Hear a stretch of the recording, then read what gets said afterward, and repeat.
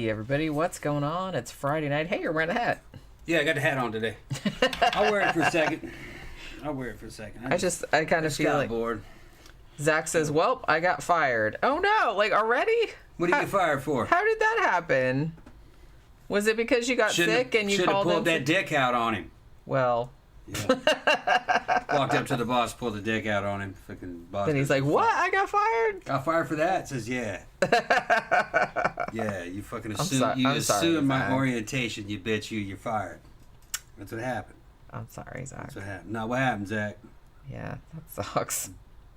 Danny Rolling asked for this button right here, so I'm gonna do it. I'm gonna do it real quick. Where is that raccoon? Yeah. There it goes. Yeah. He also says that we need a man said I could button. And I was like, well, shit, man. I should have thought of that. I could probably make that. I wrote it down so I remember, because otherwise I will not remember. DJ Maniac I don't think said, he actually comes out and says, man said I could. Didn't we try to find that one time? And he doesn't says, actually said that. He doesn't actually say that, I don't think. He says, man said I don't have to listen to you. Yeah. Yeah. I know he says that. He says one other thing that's like a variation. I think the mom said, and then he told me because man said I could. I think the mom quoted him. Maybe. I don't think he ever says that. He just says, man says I don't have to listen to you. Yeah, I remember him saying, man said I don't have to listen to you. Yeah. Yeah. I remember him saying that. And I remember that he said something else, too, like along those same lines that was shorter, but I don't think it was exactly word for word, man said I could. Yeah. But it was the same spirit, the same sentiment. Zach says, no, it was that 96% production rate Scientology type bullshit. Yeah, he was telling me about that with the picture. I apparently wasn't meeting the goal of. So needless to say, I'm angry and disappointed. Now I'm kind of curious as to whether that place was owned by Scientologists, because that sounds like some shit they would pull. Yeah. It's like you can't make mistakes ever, and like... Yeah. You did not exhibit endless fucking boundless growth. So therefore, yeah, that was like what. Yeah, that was what really got me. Like when I worked there, they apparently, I was like, so you guys apparently believe that you can just like keep increasing like endless growth, like infinitely. Yeah, because I'm like, that's not how things work. It's Scientology. Well, they were trying to take over the world. Right. Yeah. Good luck with that. Yeah. Danny Rolling said, doesn't he say man said I could when he pisses in the closet? He does? See, maybe he does. We gotta go back and look. Now I'm going to have to, like, rewatch it. I think we tried to find that, where he comes out and actually says that. And I think we failed to find it. I tell you what, if that was my kid and he pulled that crap where he put the kitty, like, underneath the couch cushion and then sat on it, I would I'd punt that little fucking kid right in front of a bus. Well, we weren't there. We don't really know what happened. And the dad was just like, why'd you try to hurt the kitty? I'd have been like, pow! Don't do that to the kitty. Yeah. God damn it. What's up, Poke? Because I like kitties a lot better than I like children, that's for sure. You know what it is? No. Uh-oh. You gonna turn the fan on? Let's see how upset she gets about it. I don't know. The fan didn't used to bother her. The fan didn't used to bother her, and like now she sees it. She's like weirded out by it. And the thing about it too is that after the show, like a lot of times I'll go over there and turn the fan off, and then she still sits there underneath and like stares at it like she's waiting for it to come back on or something. She's looking at it. She's like weirded out. I don't know what it is. It didn't used to bother her. I don't know why she yells about it so much now. She's fucking crazy. Oh my god. Yeah. Yeah, Zach said basically it was number of items scanned per hour and a minimum required for each hour, about 380 something. But when you're dealing with a real large order, that takes a couple hours to complete. Yeah, see, I hate that kind of shit. I hate that kind of like, it's just too stressful. You know what I mean? She's looking at it. She's looking at the fan? Yeah. Let me see. Yeah, what's the fan? But now she's like, why are you guys looking at me? Yeah. What's the matter? Fine. Well, it's Friday, and we decided we're going to stay in tonight. I mean, we don't have to if you really want to go out, but I don't, I wasn't really ready. Yeah. Well, we could only go to Mannequins anyway. Yeah.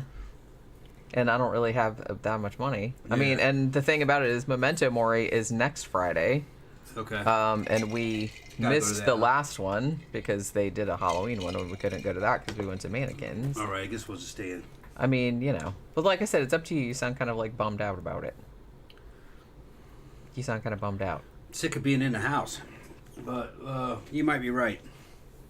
Well, I don't know. I mean, like I said, we can, but you can't, like, after the show's over, though, you can't be, like, rushing me, like, out the door, because I'm going to have to start over. Right. It's early anyway. You know what I mean? It's early. We'll think about it. I'll think about it when time comes. Richard Brown said cats over kids every time. Yeah, right? I mean, seriously. Damn kids. DJ Maniac said, I'm staying in tonight. Schedule's off because I've been on vacation all week, plus the move, so I'm going out tomorrow night. Yeah, I mean, honestly, it's kind of better. Like, I kind of prefer to go out on Saturday nights just because, I have more time to get ready. I like Fridays over there at Mannequins, and we mixed it last time because we couldn't even dance. It was so fucking crowded. That's true. Because I felt like I didn't even really get to go out. It was it was fun because we got to see all the costumes and we got to talk to people and stuff like that. But yeah, it was so crowded in there that like you couldn't even like dance. It wasn't even like a night out. It was like more like a job. Yeah, we were just kind of like we stood out on the balcony, not the balcony, the patio. Patio, right? Like pretty much all night because it wasn't quite as crowded out there. But yeah, you could barely even get inside. Holy crap. And, that's the thing. And, I mean, really, I couldn't have danced anyway because I was, like, paranoid that, like, shit was going to fall off my costume. Like, all my snakes were going to fall out my hair and all that kind of stuff. Like, I had comfortable shoes on. It wasn't that. But I just kind of felt like my headpiece was going to fall off. If we go, we'll just go in comfortable goth. We're not going to do the fucking full dress. You know what I mean? Yeah. Just something we can put on in a fucking half hour. Well, I can't really do that, though, because usually I have to have, like, corset and shit like that. Yeah, I understand that. You know what I mean? Yeah. Well, because it doesn't look good otherwise. I don't really have anything that you can just, like, throw on, you know what I mean? You used to. Well, that was a long time ago, though. And I can't really, afford to, like, buy new shit all the time. Zach said, I'm going to the gay bar tonight and getting very, very drunk. Well, aim high. Well, because he got fired. Yeah. I don't blame you. Ian England said, my broke ass is staying in tonight, too. And then DJ Maniac said, club night is an unpaying job for some of us at times, Tom. Yeah. It is. Well, it's like, that's the thing. It's like, I like to go out. I'm not saying that. In fact, we used to go out, like, pretty much every night. I don't know. I don't even remember how we afforded that. But, yeah, how did we? Now is you could just wear that. No, it's too plain. I don't really want to, like I said, if I'm only going to do, if I'm going, you're going to get dressed up, all right? Well, yeah. Okay. I mean, that's the thing. All right. I can't just go looking all, like, dowdy. You know what I'm saying? All right. DJ Maniac said, I only do full dress for the big events. I try and stick to graphic tees and appropriate bottoms and boots. Yeah. I guess, but the thing is, it's like, it's easier for guys, though, because guys can just, like, put on, like, a kind of a cool pair of pants and some boots and a black t-shirt, and you look cool. Like, because, dudes don't usually, like, wear, like, big, huge hair or, like, elaborate makeup or anything like that. So it's easier for them to just, like, go out looking kind of, not have to do, like, a lot of effort. But Ben says Tom would make a good Herman Munster. Oh, yeah. No. You might. Fuck no, that dude's fucking huge. Yeah, but you could get like some... 5'6", man. Yeah. Fucking Herman Munster. More like Grandpa Munster. That would be funny too, to be honest with you.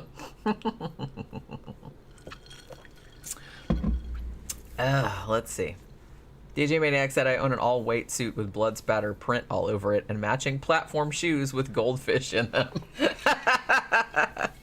If you're not joking, then please send a picture of that outfit. I really got to see that. Danny Rolling said, I really want to see Tom in all-white goth clothes. He used to have you don't have any white pants, but you did have like a white, like a long jacket. That was pretty cool. I don't think it fits. I had two or three white outfits. I don't think it fits you anymore. I had that white, kind of like a doctor's bondage fucking doctor's smock thing. Remember that? Remember I had that? Yeah, that's right. Then I had a fucking white shirt with a white long vest coat. Remember I wear fucking black pants. I didn't have white boots though, just with black bottoms. I had that. Then I had that long white frock coat. Yeah. I had that too. So I had some white outfits. Yeah.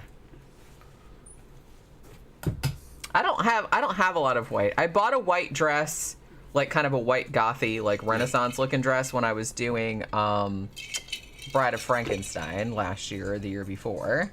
But I don't wear it all that much because I don't know. I don't think white looks good on me, to be honest. You know, I don't know. I don't know what it is, but just any time that I've had the idea to wear something white, it's just like never. I don't know. I just feel like it doesn't look good. Zach says, "What's a good outfit one could throw together if they don't have any goth type clothes? Like, what do you mean? If you're just like going out or something? Yeah. I mean, the thing about it, throw together a goth outfit. Not really. That's what you're asking. But I mean, if you're gonna go to the goth bar, at least like put some black jeans on and like. Well, if you're a dude, like I said, it's if you're a dude, it's easier. If you're a dude, it's easier. Don't even bother. Don't bother. Tom's like getting cranky already. No, don't bother. Because an entire goth outfit is built around boots and footwear. You could have a fucking cool goth shirt or something, right? But if you're wearing slacks and fucked up dress shoes and Crocs, fucking Crocs, yeah. But if you have a fucking badass pair of like New Rocks that come up to your fucking knee almost, or even Demonia, you can wear that with anything, and that it ends up being a goth outfit. Yeah, I really do feel like shoes are key. Yeah, it's footwear. Because you could get away with, like, even as a girl, you could get away with wearing some kind of more plain stuff, just like a regular black fishnet dress or something like that. If you had, like, these really elaborate boots, it would look, like, super put together. I'm giving away fucking secrets, man. These motherfuckers. Y'all are going to have to pay me for this shit. We should write a book. Don't even bother trying to look goth unless you have fucking the right footwear. And the standard is boots. Goth boots. And it has to be the right kind of fucking boot. It's real popular in your area. Although it usually tends to be like the entry level would be like a Demonia's. That's the entry level. Yeah, and those aren't that expensive. 120. Yeah, but I mean, that's not bad for like a pair of like, you know, knee-high boots with buckles and skulls and shit on them. Best would be... They only last a couple of years, especially if you wear them out and dance in them. Then they'll start falling apart. But that's about the best you can get for a guy. But those are New Rocks. Those are the gold standard. That was about $350. Yeah, they are considerably more expensive. Right? But he's had those for years and years and years. And it's all real leather, and they're just Spanish made. And I got 2 pair of these. But the other one I have their shoes. I've had some nice Demonias over the years. Yeah. Usually, like, you know, if they're shin high, they're usually about $90-ish, $90. And then the knee high ones are usually like 110, 120. And you can get like some real nice ones with real like cool buckles and shit like that. But like I said, if you wear them out like pretty much every week and dance in them and stuff, about 2 years later, like the heels are gonna start falling off. So, but I got these boots on, black motorcycle pants, and a black t-shirt, and just these right here, and I can go to a goth club like this. And run it. Fucking run that shit. Okay. And, well, it's, you know, on the back, everybody knows who I am. Well, yeah. And they know me and Jan, you know. And then, boots. Boots make the fucking outfit. It's all built around footwear. Especially for dudes. Yeah. Dudes because dudes, I mean, depending on what your look is, but I kind of feel like dudes are usually like more low key. They don't do stuff quite as elaborate. Like I said, depending on what your deal is, because we do know some dudes that like super go all out.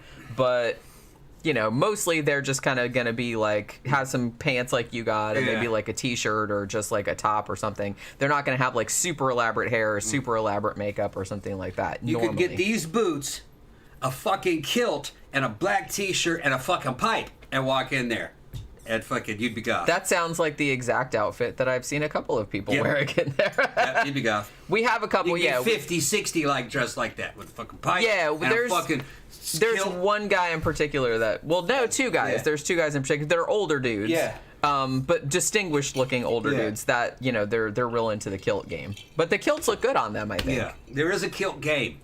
Yeah. You have to play the kilt game. There's a certain kind of dude that can play the kilt game. DJ Maniac said, I have like 5 kilts. Yeah. And he also said, incorrect, I have 5 pairs of Demonias I rotate between, and they're all still in great shape. Maybe it was just the ones that I had, or maybe I'm just harder on them. Yeah, we were dancing in them a lot, and we were wearing the same ones a lot. Yeah, because really, I would only have like one cool pair of them at a time. So I tended to wear them all the time. So yeah, after like a couple of years, like shit would start falling off of there. You'd have Demonia shoes, but you wore those not in the club. You wore those outside the club. But no, I think they were 605s, Demonia 605s, I think is what they were called. They were the ones with just straps and buckles going down the sides. It's just kind of a fucking flat platform on the bottom. Lightweight foam kind of platform. Mine would hold together. It's just that they were patent leather, so the shit start flaking off on the inside. Yeah, that too. And there was a zipper down the middle. The zipper's held though. Jenny would tear shit up though, but it was just dancing in them. Eventually, I'm rough on shoes. Yeah, eventually the fucking the platform would fall off the bottom, like the glue would give out. And those really nice like oxblood ones that I had, remember those platform ones with all the buckles and stuff? Those, I think the heels stayed, no, one of the heels came off, but then like the other one, the back of it, like where the heel is like busted out, like the stitching all came out. Yeah. I don't know why. Yeah. Instead of, they were like my size, or actually they were a size bigger, because I tend to I wear a 7, but I tend to get 8s when I buy boots that go all up just because I have big calves. So I usually get like a bigger size, so they won't be super tight. You had big calves. Yeah. Not anymore. No, but I still like Yeah. some room in that shit. You know what I'm saying? Still like some room in that shit. Let's see. Zach says, okay, what should you wear if you overheat easily? Just probably like, I don't know, just like a fishnet shirt probably. Fishnet shirt and some pants. Yeah, but that would only work with fucking goth clothes, and you'd have to have the fucking boots for that. Yeah, that's true. Just do yourself a favor, man. Fucking go out and fucking buy yourself some goth boots, some Demonias.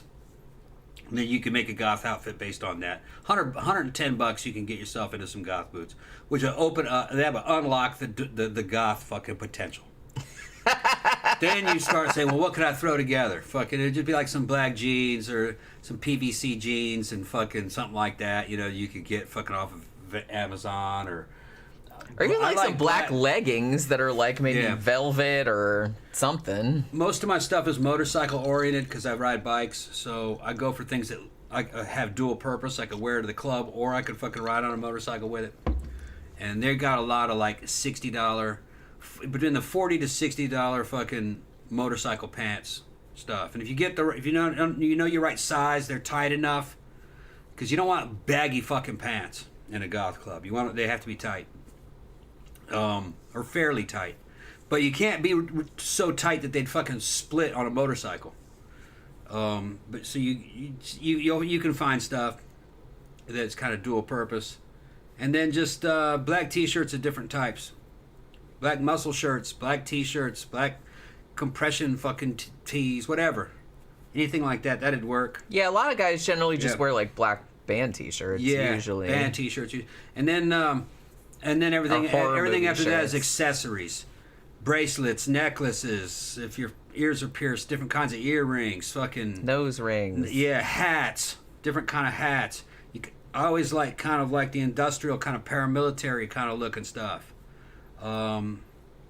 If you want to go the leather daddy route, you can go that way too. They'll have straight guys that'll wear stuff like that in the goth scene, so it's not really a gay thing. Like I said, everything's kind of unisex. They don't worry about that. You know what I mean? Fucking me and my fucking leather daddy buddy fucking kind of copy each other, some of the shit that we do. You know what I mean? It doesn't have anything to do with being gay. Well, I think that was one of the... what looks good. One of the things that always kind of like attracted me to the goth scene, even back in the 80s, was that no one really gave a shit. Like, you didn't know, like... No. I mean, I have knew people for years and years, like, before I knew they were gay. You didn't assume anything. You didn't think about it. You were just like, whatever. They were just like, that was another goth person. A lot of these fucking young people today are wearing that shit on their sleeves, like that's the center of their identity. We never did that. Nobody gave a shit who you were fucking. Nobody really cared. It was just how cool you were. That was the only thing that really mattered. I mean, unless you were fucking the other person's boyfriend or girlfriend. Yeah, then they would care. Yeah, then they would care. But other than that, they didn't care. As long as you weren't fucking somebody without permission that you cared about. DJ Maniac said, depending on whether I'm at an industrial-themed or goth-themed event, I even change up my eyeshadow. Black for goth, dark gray for industrial. Okay, I respect that. I respect that game. And that's the thing. I do kind of try. I don't know. I feel like, because mannequins, for example, they don't do a theme every week, but they do a lot of themes. And, like, not a lot of people participate, but sometimes if I remember, like, I'll do something more along those lines, but not usually. Like, usually, because I really just have kind of, like, a handful of outfits that I like. Yeah. Yeah, I forgot to mention that, like, if you're kind of going kind of full dress, guys are going to be wearing eyeliner. You know, or a guy liner, as they call it. I mean, it's eyeliner. That's also was in the metal scene too. You know, Ozzy Osbourne fucking wore. You know, all those guys, they wore eyeliner when they went out. It looks good. Yeah. It does, yeah. I think I wish more guys would wear eyeliner, and I wish more guys would paint their nails. Yeah. I see now that more guys painting their nails, and I like that. And I kind of wish that they would do, like, if you'd done that back in the 80s, everyone would have never would have heard the end of it. But, like, nowadays you see it and it's not really as big a deal. And I kind of like that because, I don't know, it looks cool. It's not... Black fingernails. Like I said, painting your nails or wearing eyeliner, that's not specifically, like... I haven't done that in a long time. I need to start doing that. That's not, like, specifically a woman thing. Yeah. I don't know why people think that. It's like, that always seemed really dumb to me. I haven't done that in a long time. Yeah, you still look really good, like, with the eyeliner and shit like that. Yeah. I know it's, like, a pain in the ass, and, like, you don't really want to do it most of the time. I mostly was into liquid, and we don't have any liquid. I gotta get some liquid. I do. I have, shit, man. What do you think? I have an Amazon subscription. That's right. Every couple weeks, I get the big, fat, liquid eyeliner. It's a marker. Yeah. You know what I mean? I have a thin one, and I have, like, a whole bunch of fat ones. I like the liquid markers, the fucking little sharp. Remember the sharp applicator on the end? Yeah. Those? Like I said, the ones I have, like, they're just right in there in the bathroom. Like, I have them. They look like a marker. It's like looks like it's not. I mean, it's thinner than that. Yeah, well, it's kind of like that. Yeah, I could use that. The end of it's kind of like that. I'd go full Anton LaVey. Yeah, do it. Old Anton was wearing that shit, too. Because, like I said, it looks good. It makes your eyes look bigger. It makes, like, your eyes stand out, like, from your face. My eyes are never big. I got what they call hunter eyes. You heard that? No. They got hunter eyes and prey eyes. Prey eyes are round. Hunter eyes are the little fucking almond-shaped squinty eyes. I got squinty eyes. I don't know what kind of eyes I have. That's why you love me. Is it? Fucking right, because I had those eyes. I had those. No, you know what it was? It wasn't anything to do with your eyes. Do you know what one of the things that I really used to like about... I mean, other than, like, you dress cool and, like, you could dance and everything like that, which, like I said, a lot of straight guys can't dance, so that's, like, a big plus. Yeah. I like the way you smelled. Yeah. It was Obsession. Yeah, but if somebody else was wearing Obsession, it might not work the same, but just, like, with your body chemistry or whatever, that was, like, a really appealing smell. You know what I mean? I wore Obsession. I still wear it. She gives it to me. Yeah, like whenever he's out. She keeps me stocked up on it. I keep you stocked up because I like the smell. Yeah. Well, I like the smell of it on you. Yeah, Obsession for men. Yeah. Zach knows all about having obsessions for men. It kind of has a spicy vanilla kind of a smell to it. It's good. It smells good. And if you use it regularly, it fucking permeates pretty much all your clothes. All your clothes. So you kind of always smell like that. Well, yeah, I mean, like, you could even, back when we first started going out, like, in your closet, like, all your clothes smelled like that, too, and I was like, ooh, like, it smelled really good. The other one I like is Fahrenheit. I used to wear that one. I don't remember what that one smells like. Toby wears Fahrenheit. Oh, okay. Toby wears Fahrenheit. All right, so Toby's my little daddy boy. I'm kind of remembering, he always smells good. He wears Fahrenheit. He always smells good. Yeah. I just didn't know it. I think I asked him one time what that was, It's kind of reminiscent of Obsession. Yeah. They kind of go together pretty well. I've worn both. They're both good, but I haven't worn Fahrenheit in a fucking long time. He still wears that. Those were '90s fragrances. Yeah, but they got it right. They smell fucking really good. I mean, there might be different ones nowadays that like are good, but I don't know. There's actually a thing. What? What's the matter? She's looking at that thing. What you mean? She's like, why is the fan on? Yeah, I don't like it. It's been on. She's like, yeah, but I'm just now getting upset about it. Yeah. A lot of the 90s fragrances for men smelled masculine, but they didn't stink. Yeah. They weren't too. Some of that shit had too much musk in it. But I kind of like a little bit. I like a musky kind of. Yeah, but you don't want too much of that Well, shit. no. Like, remember how karate was from the 60s? Karate in 60s. You remember karate? I do remember it, but Yeah. I don't remember what it Kinda smells like- like. I can't recall it. I remember it was a Real big dry. thing. I remember it was a big thing. I tend to have, I don't know a lot about different perfumes and scents and things like that. Like, I get every now and then, because I have that that little like sample cosmetic subscription service, Ipsy, and so they send you like 5 or 6 different like little samples of things like every month. And sometimes they send fragrances, and a couple of those I've really, really liked. Do you think I can remember the name of them? Of course not. So I could buy a bigger one. But honestly, like, the only scent that I really, really liked, because I felt like a lot of the women's perfumes, even though, like I said, they're dumb. That's dumb. It's like, again, it's a smell. It should just kind of be unisex, I kind of feel like. But I don't know. I kind of feel like ones that were marketed toward women were like too flowery. I don't really like super flowery ones unless it's like an orange blossom kind of smell. I do like that, but I tend to like ones that are not necessarily spicy, but I do like kind of like muskier ones, or vanilla or wood or something like that. I tend to like stuff like that. Maniacs at Top, just wear Sex Panther to the club. It smells like Bigfoot's dick. That's fucking funny. Damn. Somebody had asked if I had seen Barbarian. No, I didn't see it. No, I watched it. I thought it was great. Was it good? I thought it was great. I have to see it. You would probably like it. Yep. I liked it because, and like I said, and every single person that has reviewed it says this. It's like, it's better if you don't know anything about what it's about. Don't tell me anything about it. Like, before you see it, because you will have no idea where the fuck it's going. Don't tell me anything about it. And it's like super entertaining to like watch where the fuck it's going. Don't tell me anything about it. I want to know. Hello, Dave. What's going on? Hello to you both. All here, just going. Are you going to Mannequins later? We might. We might go. We might. We're thinking about it. Zach said, did you say you wear cologne, Jenny? Sometimes I do. Like, if I'm going out, I'll usually do it. Like, for a long time, when I was younger, my very I don't even know if they make this anymore, but my very favorite scent was called Design. I don't even remember who makes it. She's just tearing books out. Yeah. I just really, really liked that smell. Yeah. But I like I said, I kind of like more earthy scents or like musky scents. I do like real sweet stuff, like if it's sweet, like vanilla cookie and stuff. I like that kind of smells too. For me, it has to be a mixture. It has to be a mixture of stuff. I kind of like some musk, but it has to be offset with something kind of herbal or something kind of sweet. I kind of really liked. A lot of people don't like patchouli. I like patchouli. I do too. I like patchouli. I know it got unfairly associated with hippies. Yeah, I liked frankincense and myrrh smell. I like that too. I liked anything that smells kind of like vanilla. I like that. Especially if it's kind of offset with something else. There was one called White Musk. It was for women. It was. Oh, I remember that. It's kind of neutral. I like that one. No, Pope, leave it alone. Stop tearing up books. She's looking at me like, I can do it, though.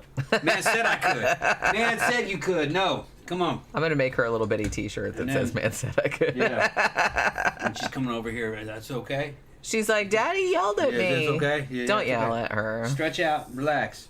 I try to tell Daddy not to yell at her because she doesn't know. It doesn't matter because she's never really been. She's never been hit or anything like that. Fucking, I smacked her on the ass one time and she looked at me like, what was that?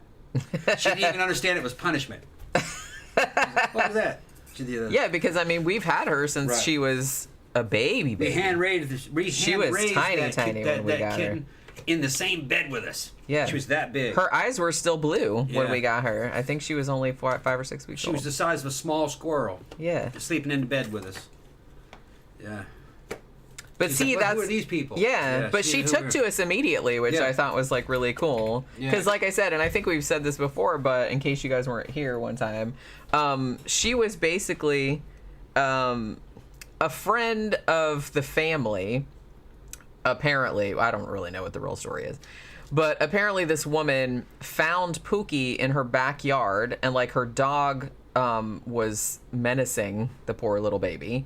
And I guess baby Pookie I guess her mom abandoned her, so she was just left in this woman's backyard. That's the story that we got anyway.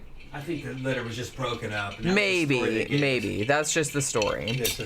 Maybe it would like to make her seem like more pitiful, so he would. But as soon as she sent us a picture, I was like, oh, we're taking this little, because her little gray face, and like I said, she had blue eyes back then, because all kittens do, like up to a certain age. And so we brought her home. And she was in her little carrier, and she came out, and she was kind of like, what? I mean, she was so small with that tiny little tail and everything. And she comes out with her little butt wiggling. And then Beijing, of course, comes in and goes, like, I don't like this. And then Pookie, like, came over and, like, got in my lap and was like, is everything okay? And I'm just like, yeah, it's cool. We didn't know what her name was at that point. It took us a long time to name her, actually. Pookie isn't even really her real name. That was just, like, a nickname that we started calling her. And then, like, that just became her name. That became her name over time. Because I was like, she just seems like a Pookie to me.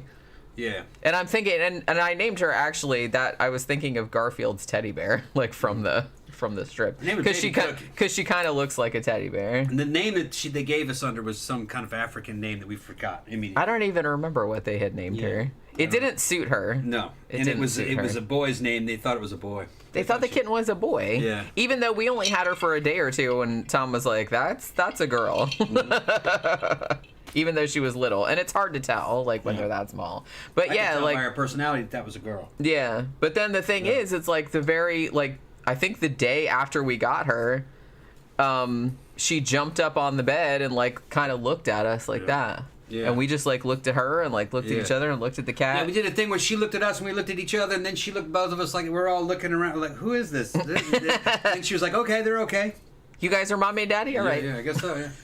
And that was, like, the morning after we got her, and we were like, okay. And she just, like, slept in the bed. Slept in the bed. She was, like, this big. Yeah. Yeah. She was funny. She's hilarious. Yeah, Gramthars said, whenever I smell patchouli, I think of a dirty hippie chick trying to cover up her UTI. Yeah, I kind of feel like that's, it gets unfairly, because I actually really like that smell. Now, we have a friend, now every time I smell patchouli, you know who I think of. I don't know, but I associate it with, like, hot goth chicks in Detroit, late 80s, and then early 90s, fucking later on, you know, fucking... or mid-90s when I got out of the Army. There were a lot of goth girls that wore that. I think of our veterinarian friend. Oh, him. Yeah. The nipple grabber. Yeah. Yeah, he's got to, yeah. You know, because he always wears patchouli, but it always, like, smells really good, I think. Yeah, that was a popular goth fragrance. It was, yeah. So was frankincense and myrrh and dragon's blood and shit, like they had different names. Dragon's blood, that's another one I like. I used to buy the that essential oil from the witchcraft store all the time. Yeah, they'd wear anything that got out of them damn witchcraft shops, they'd wear that. Because their whole shop smelled like that, and I was like, oh my god, that smells amazing. Yeah. I even had, like, the little purple cones of incense that smelled like that, so I could make my whole room smell like that, like when I was a teenager. 80s and 90s goth girls fucking kind of had it down. They were kind of cornered in the market on that. It was part Wicca, part BDSM, part punk rock. Yeah. And there was a lot of Lady Death references and all kinds of shit, you know, fucking Susie and the Banshees, like Susie fucking fashion cues. And you still it's coming back, you know, a lot of these young girls wearing death rock. In goth rock and death rock fashion now, they're bringing it back. It was cool. That makes me very happy. Yeah, that makes me very happy. I'll show you guys an example of what I'm talking about. Zach says, I'm also someone who likes the smell of gasoline and burning fall leaves. I bet that can make an interesting cologne smell. I don't so much love the smell of gasoline, but I really do love the smell of burning fall leaves, and I really do love the smell of, like, burning matches. I like that kind of, like, sulfur smell. There's got to be some kind of, like, cologne that has a smell like that. I read a couple of books one time about mixing colognes, and there's all kind of stuff in there that you wouldn't, like, think would be in a cologne, like poop molecules and stuff, because it gives it, you know, like an earthy kind of smell to it. You know what I mean? Some of the shit comes from, like, really gross sources. Is all I'm gonna say. I always show this girl because she really kind of has it down. She goes under the name on Instagram as Clumsy Succubus, but that's, like, very much 90s. That looks like, was it Lady Death, or no, what was the name of that character? She was a comic book character. She had that same look. Yeah. Remember what? I think it was Lady Death, wasn't it? Yeah, I think so. That was that. Wasn't it Neil Gaiman? Neil right? Gaiman, yeah. Yeah. But that would be like a very basic kind of look. She rocks that kind of stuff. That's going back to the 90s. Show you some classic. That's 80s as shit. But Yeah, that's all DJ coming Maniac back. said the death rock scene is undead and well here in New York City. And they're all at least 20 years younger than me, which is great. Yeah, I remember because I was at the Drop Dead Festival in New York City back in whenever they had it there. Like, I went there like 2 years in a row. Might have been like 2009, 2010, something like that.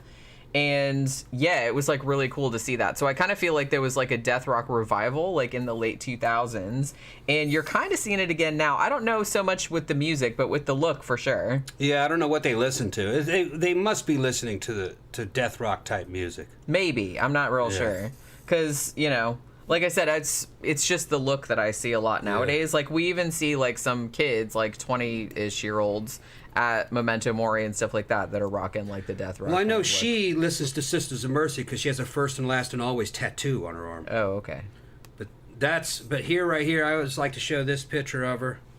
This is just full fucking drag. That's fantastic look right there. What year would you put that in? 91, 89? Yeah, probably. Around that time. Yeah. Gramthars said everyone smells like marijuana in Michigan now that it's legal. See, and like marijuana doesn't smell good, unfortunately. Man, we were at the Halloween party, and well, the thing about it is that mannequins, like, it has this enclosed patio. Like, it's I wouldn't still talk too much about it. I'm just saying, but it's like, every now and then somebody would walk by and be like, "Woo, weed, all right." Yeah, weed technically is illegal here in Florida. Still, but there isn't a big penalty for it, and they don't seem to be enforcing anything. They don't care. Right? Zach says, "I love the smell of pot. It always makes me hungry." I don't like the smell. No, I hate weed. I'm not a big fan of it. Like, maybe it's just because I've never had any of the good shit. That's what everybody says. But it's not any good. It's not really my thing, man. It can't compare to LSD. It's nowhere near as driving as cocaine. It doesn't knock you out as hard as, say, morphine. It's just it's a middle of the road kind of a bullshit drug. It's always kind of made me feel like you feel kind of unsettled sometimes. You know what I mean? It's like you think people might be watching you. You get a little slightly paranoid. It's nowhere near as good as alcohol. I think alcohol's a lot better. Well, alcohol's a lot more fun. Yeah. I didn't really have much fun when I did weed. Yeah. When I smoked weed. I've smoked a lot of weed, and it's not that good. Like I said, it just made me even more like anxious and like feeling like everyone was looking at me. I'm like, I don't need that. Yeah. I already feel like that. I don't need like something that amps that up. You can smoke a lot of it to where you can almost hallucinate, but it's nowhere near as good as LSD. Jeffy Art said the image of Pookie and Tom interacting reminds me of the cartoon dog Mark Antony and his kitten Pussyfoot. Yeah, I mean, she's a daddy's girl, for real. I mean, she loves mommy, too. I'm not saying that. I think she loves us both equally. She loves us for different reasons. She loves daddy because he wrestles with her, and she likes to wrestle. She's a tomboy. David's complimenting you. Where? Down there. Am I? Oh, I'm like way up back here. Dave said, "Oh, it doesn't compare to how Jen dresses. She's got the goth look down." Thank you very much. Thank you very much. Yeah, she does. But the thing is that Jen's goth is contemporary. That one chick's goth is retro. And I think that's pretty cool. Yeah, I kind of like. Well, I prefer the retro look, honestly. But like I said, it's just funny to see retro on a 20-something. But it makes me happy, though. Yeah, it makes me happy. Yeah. That I can see that. Like I said, if they're listening to cool fucking music, then that's fucking awesome. She's definitely a fan of old sisters. Yeah, see, that's good. In a way, it's almost kind of like, I think we got into this when we were talking about, our friend Nick, who was like 21. And he's super into like he loves Christian Death and 45 Grave. He loves all that kind of stuff, Joy Division.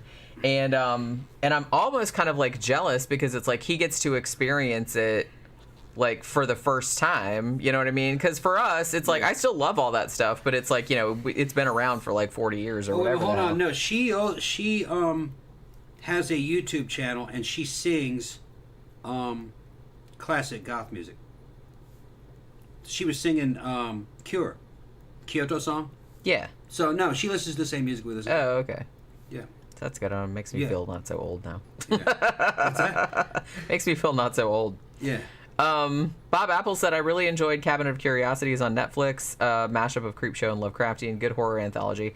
I'm actually like in the middle of watching that. I think I've watched the first 5 or 6 episodes, and I'm probably gonna do like on my other channel, which is called Scare Salon, I'm gonna do like a video about it when I finish watching it. Oh, and by the way, if anybody watches my Scare Salon channel, I'm working on a video where I'm reviewing all the VHS movies, like all 5 of them. And it's gonna go up tomorrow, I hope, but I'm kind of behind on it. Like, I watched the first 3 movies and like wrote reviews of those, and then I'm almost done with the 4th one. And then like tomorrow morning I have to get up and watch the 5th one, which I haven't seen yet, and write a thing and then like record the video. But it should be up tomorrow. It just might not be as early as I usually put videos up on Saturday. That's all I'm saying, because I'm still working on it. I thought I would have more time to watch 5 movies, but you know, I didn't. I'm almost done with 4 though. But I mean, VHS 94, I've already seen it, so it's not that, you know, difficult. But I'm almost done with that, and then tomorrow morning I have to get up and watch VHS 99, which I haven't seen yet. Dave says, gotta go. Hope to see you guys tonight. All right, see you later. Hopefully, yeah, we'll go out. We probably will. I mean, now that you're talking about it, I'm like, yeah, maybe. That'd probably be fun. Like I said, I did like going out on Halloween, but yeah, we couldn't really. And it was kind of sucky because like when we first got down there, we thought at first we were gonna have to come back home because we couldn't find any fucking place to park. So we were kind of in a bad mood because we were like driving around and we couldn't find any place to park because there was a zillion fucking people. But you know, Danny Rowling said, "Did you ever see the film Cabin in the Woods? And if so, did you like it?" I saw it. I really liked it. I don't think Tom has seen it though. Here's some cool pictures of Jen. Yeah, that's old. 10 years. Hold on. Yeah, our friend Tony took those. Yeah. I still have that headpiece, actually.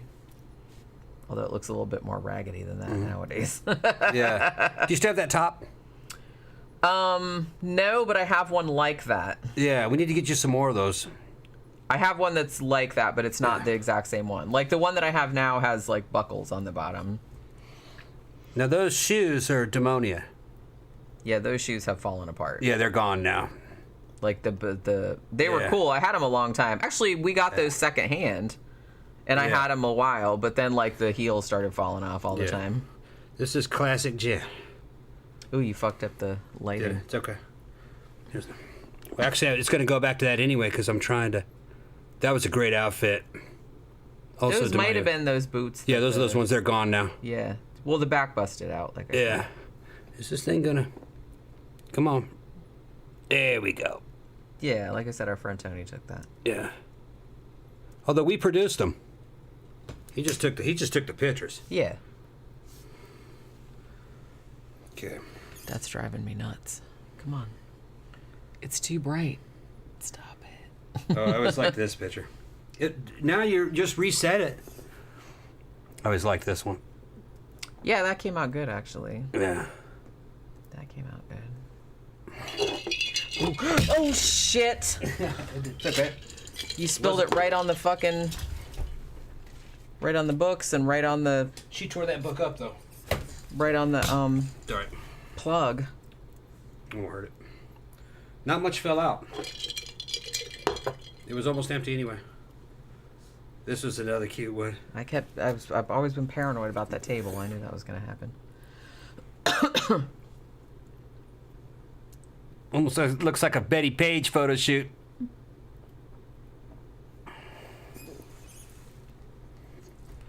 Okay. I'm already getting a response. She's gorgeous. Good for you, brother. Okay. Mrs. Evans' Artie Party said, God damn, that's driving me crazy. Ooh, Jenny, loved your reviews of Ricky Tikki Tavi and Watcher in the Woods. Yeah, I remembered everybody wanted me to do more like kid stuff, and I wanted to do that as well. I will definitely be doing Return to Oz at some point, because I haven't seen that in a million years, and that's one that usually comes up a lot. Sorry I'm doing this, but it's super bright, and it's driving me crazy. There we go. That fixed it. Danny Rowling says, VHS 2, the zombie, Baphomet, and alien stories are the best and terrifying, kind of. Yeah, I mean, the second one was good. I still think the first one's the best. I haven't seen 99 yet, though. The third one, which I watched earlier, I really did not like. But I think a lot of people don't like the third one, VHS Viral. But, you know, I'll record that.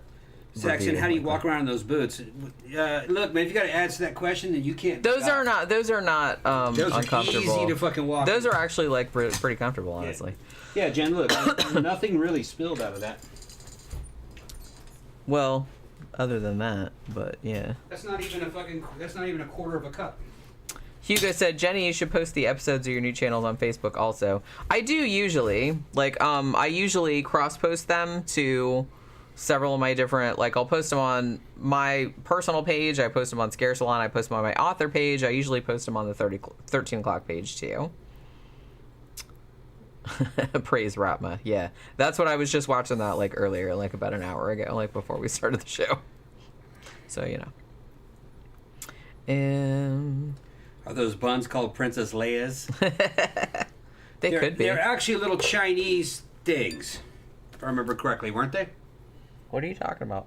The little fucking parts of that headdress that had those fucking buns things. I bought them at the Black Girl hair store. Yeah, but weren't they kind of just like some kind of a Chinese? I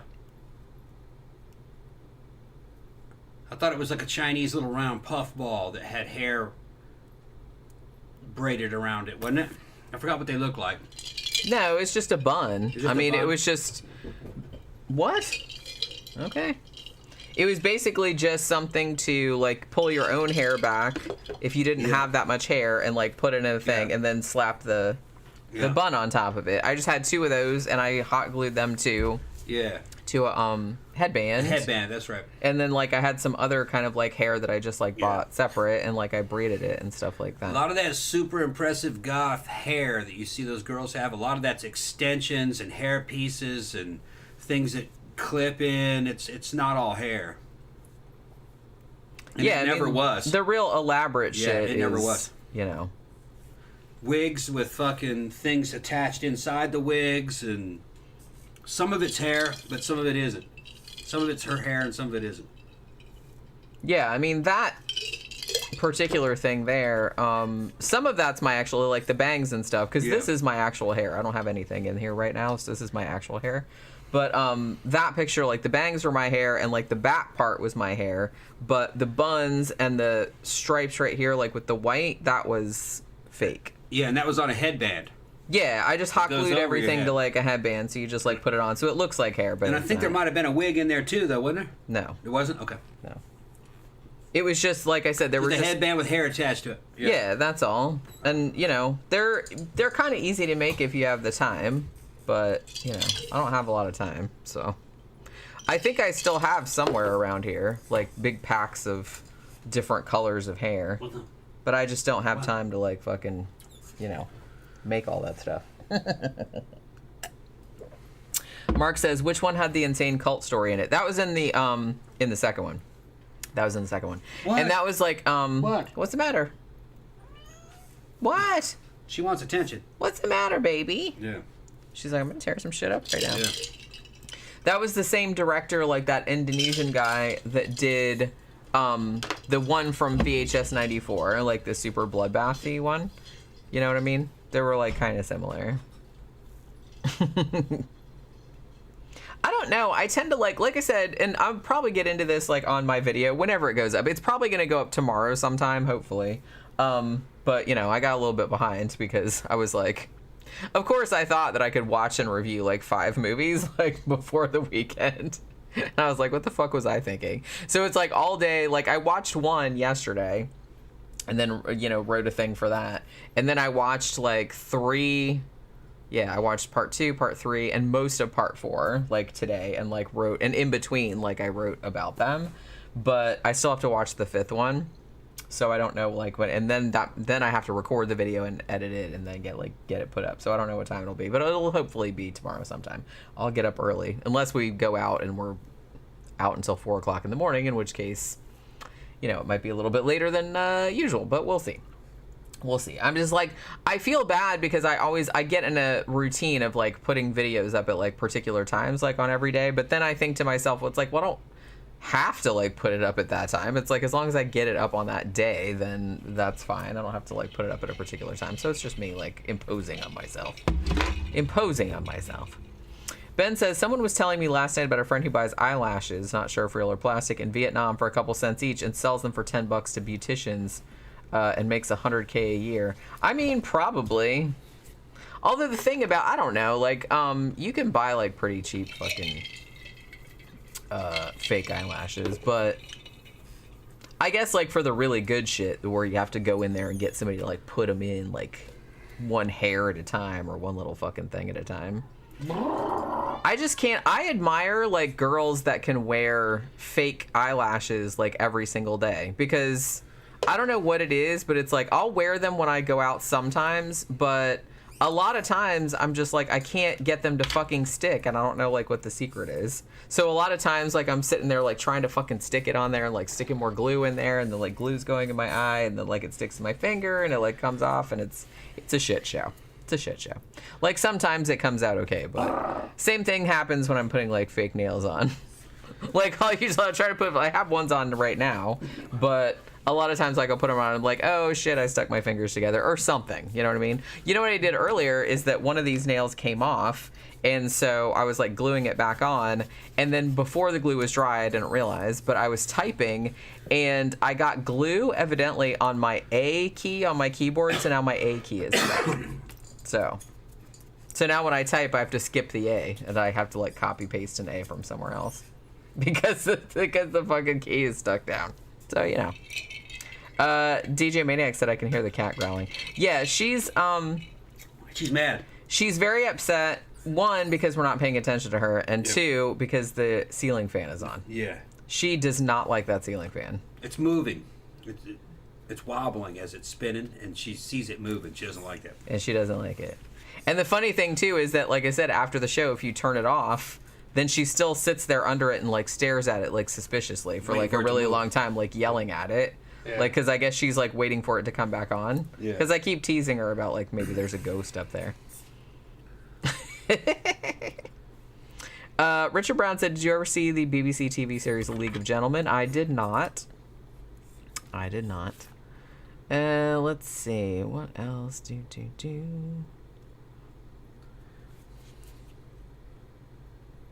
Susia said I do the same thing. Like, I'm glad that you guys can hear the cat making noise, because I wasn't sure if like the microphone was picking her up because she was way down there by the floor. American Military 100 says I motivated him to start HRT. That's good. Did you start it already, or you just said I'm gonna do it? Because you haven't started until you started, until you do that fucking shit. Because Tom, it's like when he gets into something, he'll be like an evangelist about it. She don't want me talking about it. He's an evangelist. She does not want me fucking I was thinking reviving men from the junkyard. No, that's not true. Okay. That's not true. Yeah, that's what'll happen to you after 38. You'll slowly go into the junkyard. So you might as well just fucking go ahead and just swallow your pride and start injecting that shit. You'll make a comeback quick. Evan from Ludovico Technique, we saw him last week. He just fucking can't believe it. Yeah, we hadn't seen him in a while. He's just like, dude, I've never fucking seen you like this. And he's 40-something now. And he goes, man, I work out and I get weaker. And I said, yeah.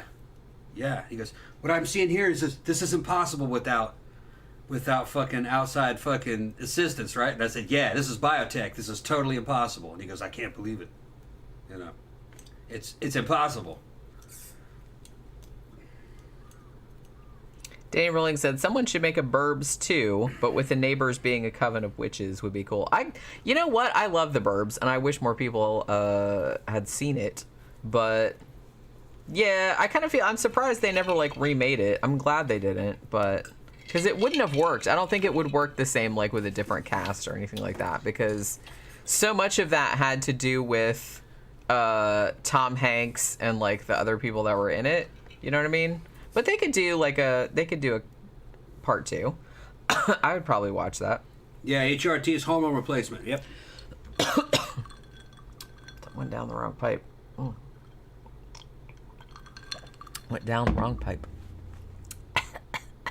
Goodness. Yeah, Richard Brown said Joe Dante is so good. He really is. I mean, and I feel like that's maybe one of his more underrated movies. You don't really hear that many people talking about it nowadays. The Burbs and The Money Pit are the same movie to me because I've never seen either one through. I like The Money Pit also. That's another one that it's like maybe... I'm pretty sure we reviewed The Burbs. Didn't we review The Burbs? Mm-hmm. I think we did. I don't think we did Money Pit though, and I always really liked The Money Pit. It's funny because it was one of those movies that was on cable like all the time back, so I probably saw it like a million times. So there's like lines from it that are still stuck in my brain, like even after all this time, which The Burbs has that too. Like the whole thing about would they go in like the Klopek's house or whatever, and like there's all these pictures around and people are asking like who their family members were, and the guy goes, came with the frame. Like I still remember that. But like from The Money Pit, the one thing that I remember is like the douchey guy like going up to the guy painting the house, and he's just like, and he's like showing him how to paint, don't tickle. I don't know why I remember that, but you know what I mean. That's one of those things. New cast, most of the older dead. Yeah, that was a long time ago. Yeah, you reviewed The Burbs. I thought we had, but we haven't done Money Pit though.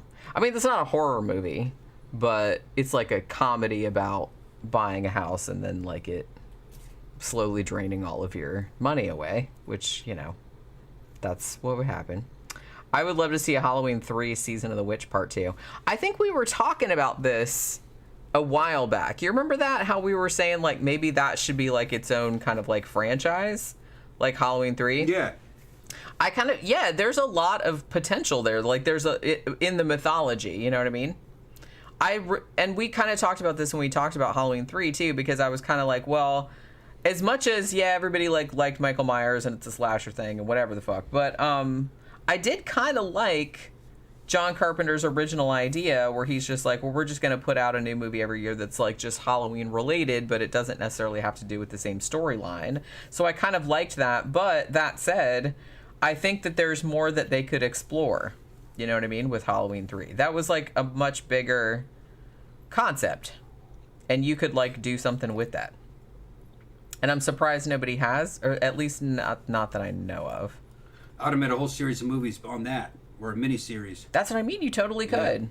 I mean, maybe somebody has. It's entirely possible in this day and age because there's so many streaming services and so many people are making movies. And I find out about shit, like even movies I loved or books I loved or something like that. Shit, man. Like sometimes I find out there's an adaptation or somebody made a whole fucking mini-series about it or something and I didn't even know about it. So. What's up, Poke? I'm, somebody could have made one. Would we ever consider reviewing the 1989 Tim Burton Batman film? Yeah. Yeah, we probably could. Sure. Wait, that's right. We haven't done that, have we? We've done other Tim Burton movies, but I remember liking it. I haven't seen it in a long time. The second one was good too. Like I said, I'm not like a big like comic book movie person, so it's just kind of like it's not usually something I would seek out. But I remember like really liking that movie. I think there were 2 in that universe, right? First one and the second one. Right? Well, he didn't do a third one. I don't think.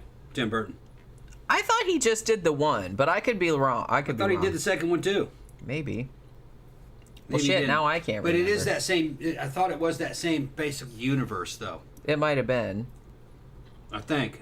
I lose track because there have been so many, different versions and different reboots, and I totally... Not as bad as Spider-Man. Like, I totally can't keep track of that, but... Batman. There have been a bunch of Batmans too. Yeah, the best one was the one with Batman Begins, and then the other 2 or 3 movies with Heath Ledger and all that. Well, that's Chris. What, the Christopher Nolan ones? Christopher Nolan ones, yeah, they were good. Yeah, Tim Burton did too. Okay. He did too, yeah. I thought he just did that one. Shows what I know. But like I said, I'm not real big into, like, I like Tim Burton, but I'm not real into, like, comic book Tim movies. Burton was going to do a Superman. Yeah. But they scrapped it. And it had, what's his name in it? Nicolas Cage was going to play Superman. Yeah, I even know about that. Like, Yeah. that's kind of famous. I saw photographs of what they were working on. It looked goofy as shit. But I think it might have been okay. It looked goofy. Yeah. Who was it that directed the much reviled Batman and Robin? I don't know. That was a piece of shit. The one with like Mr. Freeze and Yeah, all that. it had Arnold in it. Yeah. It just got more and more ridiculous.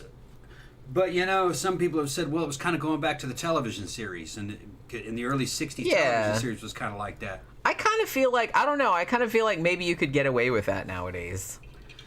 Maybe. No, the script was too fucking flimsy, and it was just fucking crazy. No, I mean, not that specific movie, but you could get away with, oh, we're doing Batman, but we're doing it like the Adam West series, like we're doing it all campy. Yeah. Like, if you said that was your intention from the outset, people would be like, okay, they'd be on board, I feel like. Wouldn't mind having that on DVD, that series. Yeah. Yeah.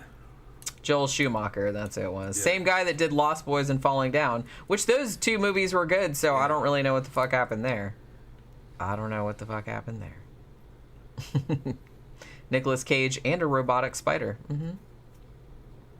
Mark says the new Interview with the Vampire show has been cool. Yeah, I've heard that that's really good. I'm actually gonna do the first episode is available to watch for free on Shudder. So I'm gonna watch it like one of these days, and if it's good, then I think it's on AMC, right? Like, don't you have to have AMC to watch it? I could find it. But I've heard it's good, so I'll go over there and check it out. Let's see. Yeah, see, like, Joel Schumacher did some good shit. He did Batman Forever and Batman and Robin. Yeah, go figure with that nipple armor. I mean, here's the thing about and I always kind of think of this, like, when a movie has, like, some really clearly some poor decisions, like, on the screen. It wasn't like one person just made that movie and was like, hey, nipple armor, like that's their fetish or whatever. This is a huge undertaking with like hundreds and hundreds of people involved. You would think that somebody at some point along the way would be like, you know, I kind of feel like that's a dumb idea. You know what I mean? Or maybe more than one person. Like if it was a just world, a lot of people would have just said, no, I think that's a stupid idea. And they'd be like, yeah, maybe we shouldn't do that. But the fact that you can get that many people to just like go along with that blows my mind. That blows my mind. I don't get it. Like, why? I mean, even from a practicality standpoint, why would armor have nipples on it anyway? I mean, there's no reason for that. Like, sure, like, if you want to be, like, stuff... Like I said, it's more like a fetishistic thing. Which, if that's what your movie was about, then no one would question it. But it's like, if you're supposed to be a superhero and you're supposed to be fighting crime and shit like that, I kind of feel like nipples on this is just... I don't know. It just seems like really impractical. Or useless, at best. I mean, you know, impractical at worst.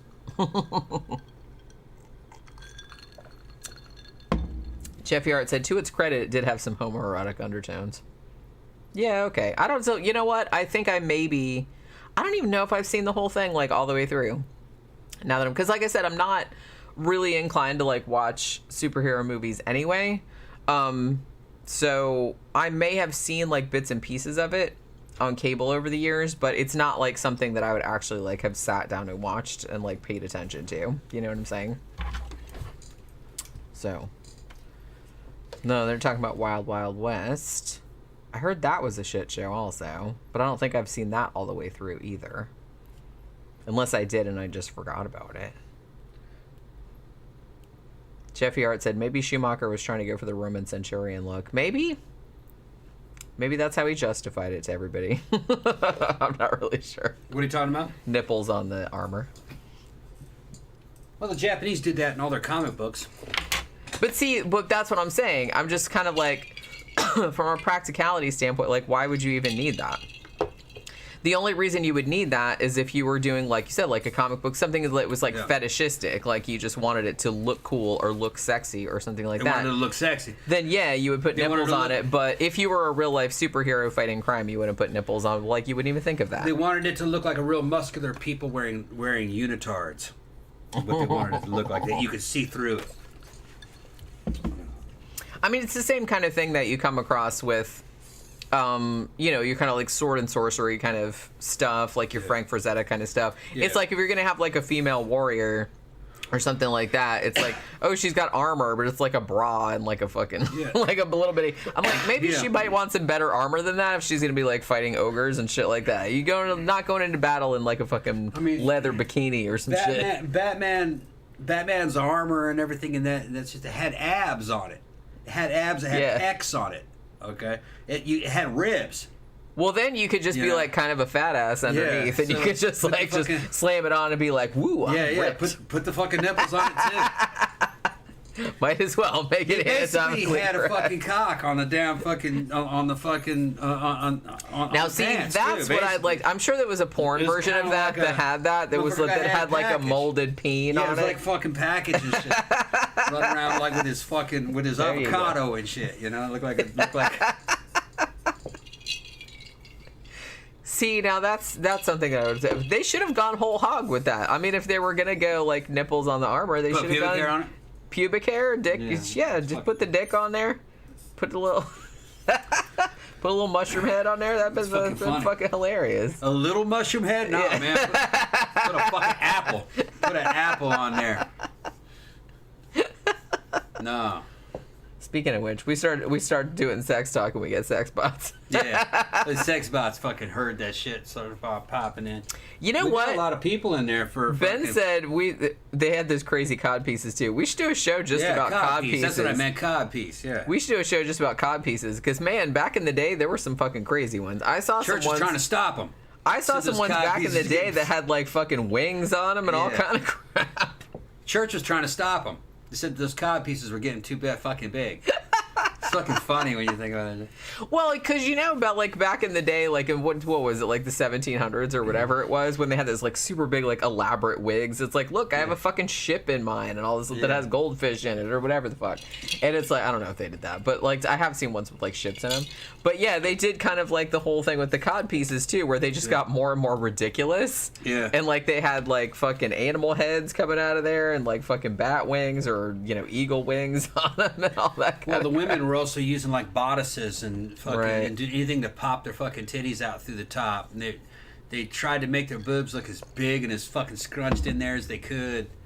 And the only thing you couldn't see was the nipple. They hit I mean the dresses came like down to like you could even see the top of the areola a little bit. Yeah, and they must have been doing some gymnastics to twist things around to get so it would be real fucking full on the top, and then there was no nipple, but it should have been there. Where was it? So it must have been fucking tucked it. Yeah.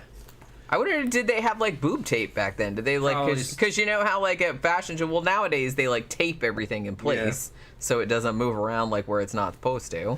There was, a misconception that the past was fucking, in the West at least, there's a misconception that the past was prudish, and it wasn't. The medieval era and the Renaissance era was fucking wild. The 1700s was a sexual revolution. People don't realize that. A lot of out-of-wedlock stuff going on, and fucking threesomes, and nudism, lots of that. There was homosexuality and lesbianism. It's just that that wasn't quite out, but it was a lot of it. And this is the Marquis de Sade wrote about it. Well, he wrote about everything. Wrote about fucking everything. Like, seriously, if you thought of something, Marquis de Sade already thought of it and wrote about it in great detail. I kind of trust the Marquis's writings in a certain way.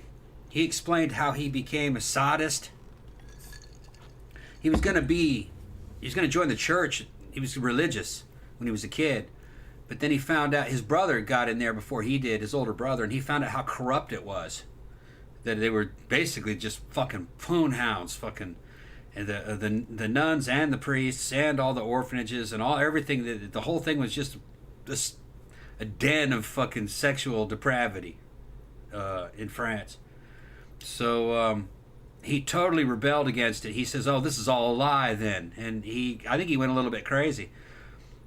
But he got involved in basically trying to find out the truth, and he said that everything he had been told as a kid was a lie. That people cheated on their fucking spouses. That there were gays and lesbians going on and hiding it. That people were having sex with children.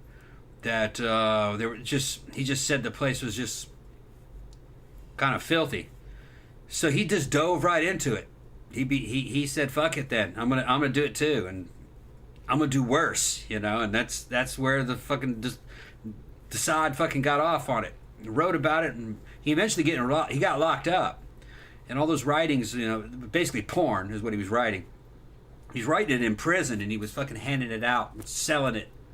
He had friends of his, fucking take his manuscripts and fucking have them printed, and he was making a lot of money in prison, in the Bastille, writing fucking kinky BDSM porn. And the shit is fucking much harder than you would imagine. Much harder.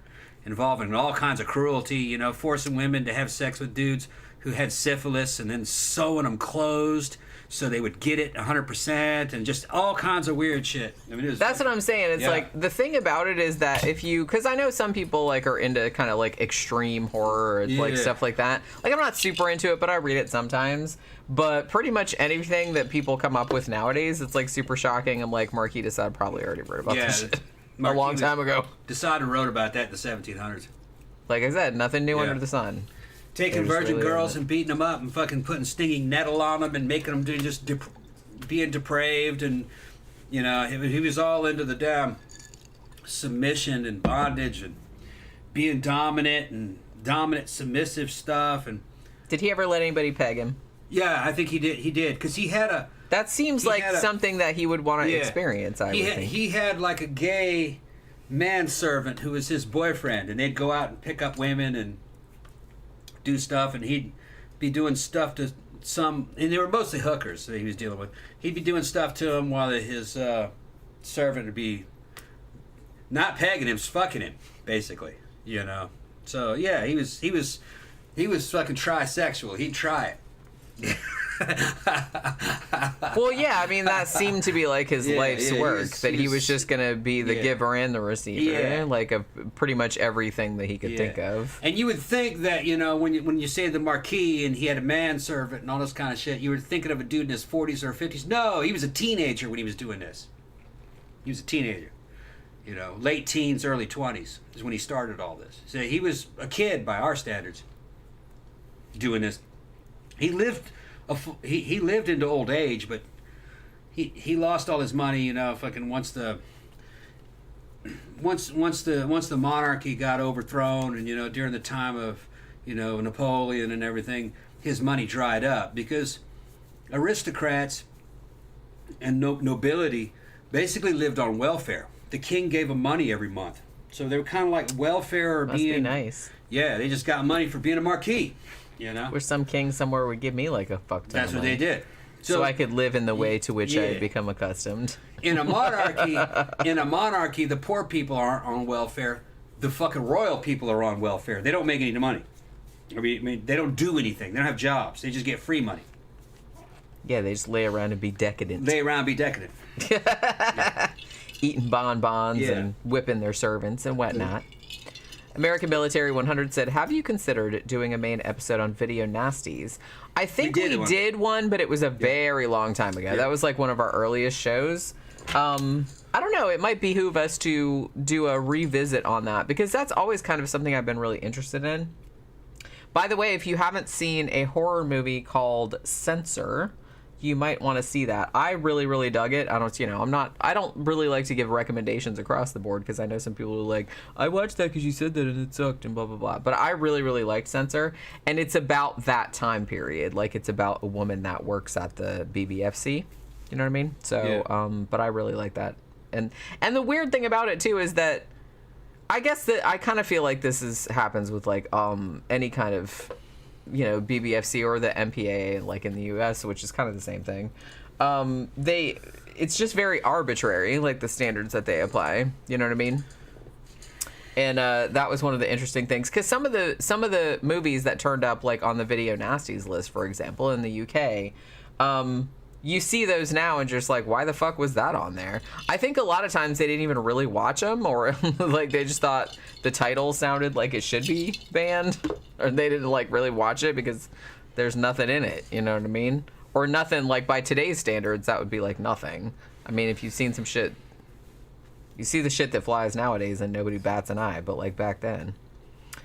Sean Wells said Schindler's List had dancers in tailcoats and thigh highs with top hats and canes. Gotta say it worked. Yeah, I like that that cabaret style of look. And honestly, like in the I kind of feel like it was the early to mid 2000s. What is about the mid 2000s? There was a kind of a short-lived goth subculture, the cabaret. Yeah. So Dresden Dolls were probably like the main, and I actually really like the Dresden Dolls. Yeah. They were probably like the main component, but there were like some other ones as well. Like I have a couple of CDs that were like compilations of like different bands. Rasputina touched on some of that, I think. Yeah, they were more medieval though. No, Rasputina's more 1800s. Or 1800s, yeah, not 1800s, medieval. like fucking Old West kind of looking. But I think they did. But some of the sounds that they did kind of sounded cabaret. I don't think they did the dress. And there was who else did cabaret type shit? I'm trying to think. It was shit, man. Jill Tracy was another big one. I like her as well. She kind of did that real like kind of cabaret style, like Kurt Weill type of but sound. Dresden Dolls was real good. If you guys, I like you guys Dresden might wanna check Dolls them a out. lot. They were good, yeah. And they looked very much like that. They had like little derby hats and fishnets, and it was a guy and a girl. Yeah. Like the guy was a drummer and she was she played piano and sang, and he sang too. Yeah. But yeah, I was like their lyrics and shit like that were really good too. But like yeah, they had that, you know, the little garters and all that kind of look to it. They kind of went a different direction. I don't think they're together anymore because I think Amanda Palmer is like, she did some solo shit, which was actually good. She married Neil Gaiman, matter of fact. They had a kid and everything. Let's see. DJ Maniac said, check your DMs. I watched a fun one last night. Okay, I will later. Richard Brown said Censor was fantastic. Well, I'm glad I'm not the only one. I loved that movie. I just thought that was one of my favorite horror films that I've seen like in the past 10 years, easily. There was just something about it that like really... I don't know, just the whole look of it, the whole vibe of it. I was really into it. They're talking about sometime in November, like around Thanksgiving, we should review the movie Blood Rage.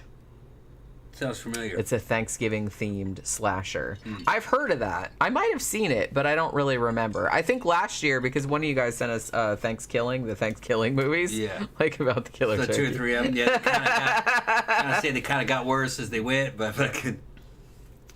I mean, that third one was kind of surreal. Yeah.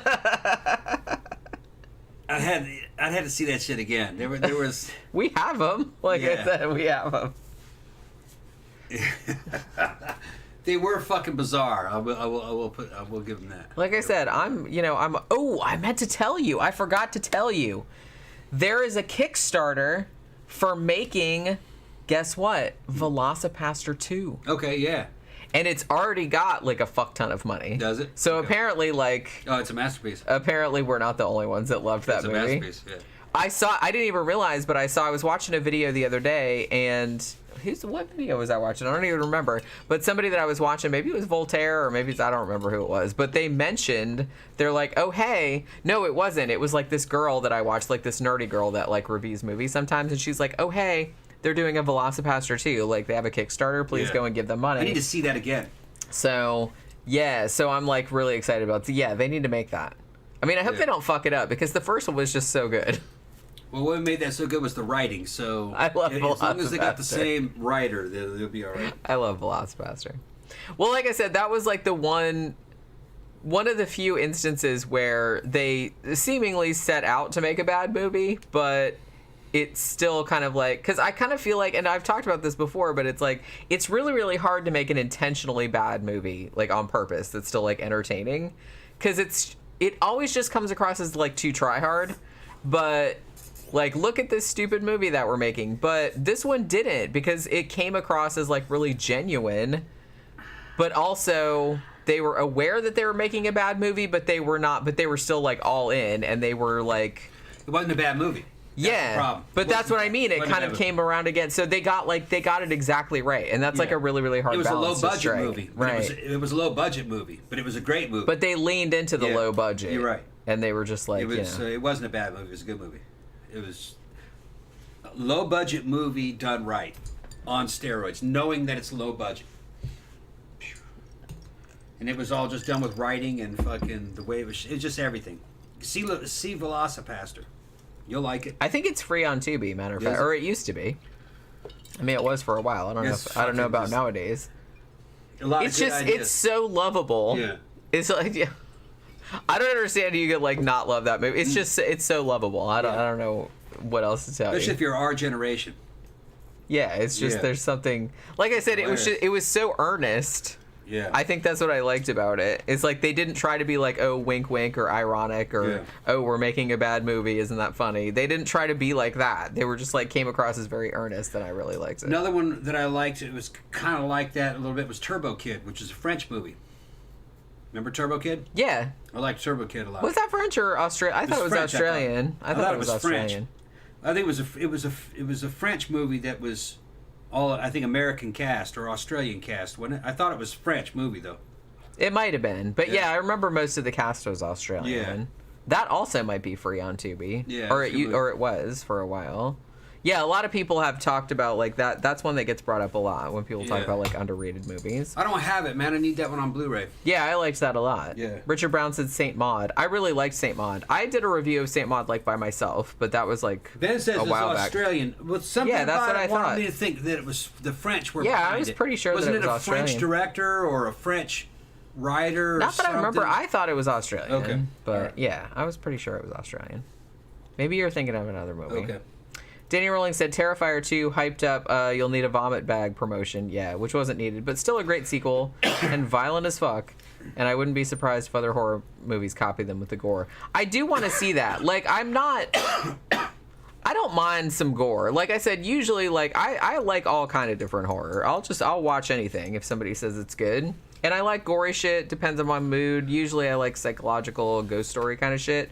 But I really, really did like the first Terrifier. I just had like a really, really good time with it. And so I kind of want to see the second one too, because everybody said like it's the bloodiest, fucking most violent thing ever. So we'll see. We'll see. I mean, it'll take a lot to impress me is what I'm saying. Somebody said, wait.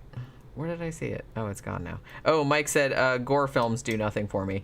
Yeah, I mean, like I said, it depends. Sometimes I like that. I don't just like gore for the sake of it, but I don't mind like gore if it's like in there and there's like some other shit going on. Danny Rowling said, Jenny, you said last year you would review Blood Rage this year since you didn't do it last year. Also free on YouTube. Okay, well, I'm going to write that down because otherwise I'll forget. Checking you on it. Yeah. He checked you. See, well, because last year we did Thanksgiving. Yeah, that's why. Blood Rage might be on Shudder, or it was for a while because I remember seeing it when I scrolled through there, but it might not be on there now because stuff comes and goes. Mackie Mac VR chat. LOL, I jump in the right time when they said molded cock, molded peen. Yeah, we were talking about all the armor or whatever. Art the Clown is the shit, and I don't find clowns scary at all. I think the best thing about Art the Clown is that he doesn't talk. Like, he's kind of like a mime, actually. More than a clown. You know? Yeah. But I don't know. It's just, I found the first one, like, really, really entertaining. So I'm sure the second one, like, I know that the second one is just like getting all the hype because they're like, oh my god, it's like the fucking goriest movie like ever made. I don't know if people are saying it's the goriest movie ever made, but I'm like probably dead alive with like a word. But I've heard that it's like super gory. I'm getting in the mood to go out tonight. Are you? Yeah. All right, we'll go. We're gonna shut it down in a bit because you want something to eat before we go. Yeah. I mean, it's only 7:24 though. Yeah, so but we have to start getting ready and everything when we leave here. I don't want to be like last time where I'm showing up at like 10:30 and can't find any parking. Yeah, but that was Halloween. I don't care. I don't know what it is. Yeah. I'm just saying that that's why we couldn't find. I want to get there at around 9 something, 10 o'clock. 10 o'clock. Yeah. American Military 100 said the Spanish horror comedy The Day of the Beast is a good one too. I reviewed that one last Christmas, I want to say. Yeah, I really liked that a lot too. But I'm pretty sure, I think it was last Christmas I reviewed that, or somewhere around there. Just go and look for on my Flickers of Fear series. I'm pretty sure that I reviewed that. Danny Rowling said Terrifier 1 and 2 are funny in a dark way. Yeah, I kind of feel like movies that are like super, super gory like that, they go around and they're not even like gross. They just go around and become funny again. Now, I'm not talking about stuff that's like fucking disturbing, you know what I mean? Like New French Extremity or something like that, which are gory but are also like really disturbing and fucked up, like the situations. But something like Terrifier, that's just meant to be like over the top and like funny. I thought it was supposed to be funny. You know what I mean? I found it funny. You know, it's just, I don't know. It depends on the context. You know what I'm saying?